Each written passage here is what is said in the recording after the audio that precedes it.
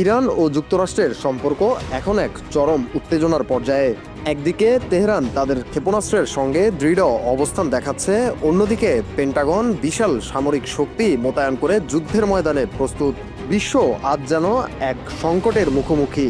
পর্দার আড়ালে কি ঘটছে তা নিয়ে প্রশ্ন উঠছে নানা মহলে। ইরান কি রাশিয়ার নীরব সমর্থন পাচ্ছে, নাকি মস্কোর সরাসরি হাত রয়েছে এই যুদ্ধে? মার্কিন সেন্ট্রাল কমান্ডের অ্যাডমিরাল ব্র্যাড কুপার বলেছেন, ইরানের বিরুদ্ধে কোনো দিকেই তারা কমতি রাখছে না। এই অভিযানে ইতোমধ্যেই ৫,০০০-এর বেশি মার্কিন সেনা অংশ নিচ্ছে।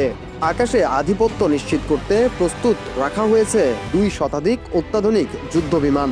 সমুদ্র পথেও ২টি বিশাল এয়ারক্রাফট ক্যারিয়ার ধেয়ে আসছে, যার লক্ষ্য স্পষ্ট: ইরানের ব্যালিস্টিক মিসাইল ক্ষমতা সম্পূর্ণভাবে ধ্বংস করা।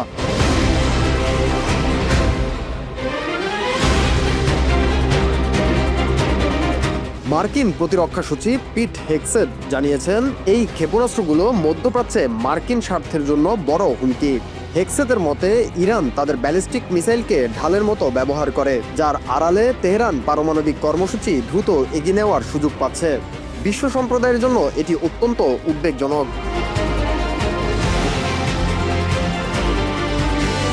হেগসেতের দাবি, রাশিয়া বা চীনের সরাসরি ভূমিকা এই সংঘাতে বড় প্রভাব ফেলছে না। যেখানে আন্তর্জাতিক রাজনীতিতে মস্কো ও বেইজিংয়ের প্রভাব সুস্পষ্ট, সেখানে এই ধরনের মন্তব্য অনেককে অবাক করেছে।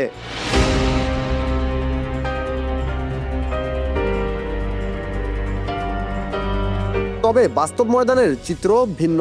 সাম্প্রতিক বছরগুলোতে ইরান ও রাশিয়ার সামরিক সহযোগিতা নতুন উচ্চতায় পৌঁছেছে।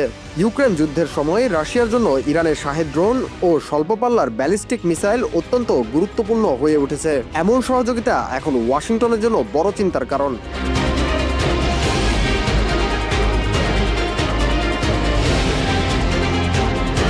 সূত্র বলছে, রাশিয়া মার্কিন সেনাদের স্যাটেলাইট তথ্য ও অবস্থান জানিয়ে ইরানকে সহায়তা করছে। শুধু ড্রোন নয়, রাশিয়ার মাটিতে ইরানের নকশা করা ড্রোন তৈরির কারখানার সক্রিয়তার সত্যতাও মিলেছে। অর্থাৎ ইরানের প্রযুক্তি রাশিয়ার মাটিতে বসেই প্রাণঘাতী অস্ত্রের রূপ নিচ্ছে, যা সংঘাতকে আরও জটিল এবং বহুমাত্রিক করে তুলেছে।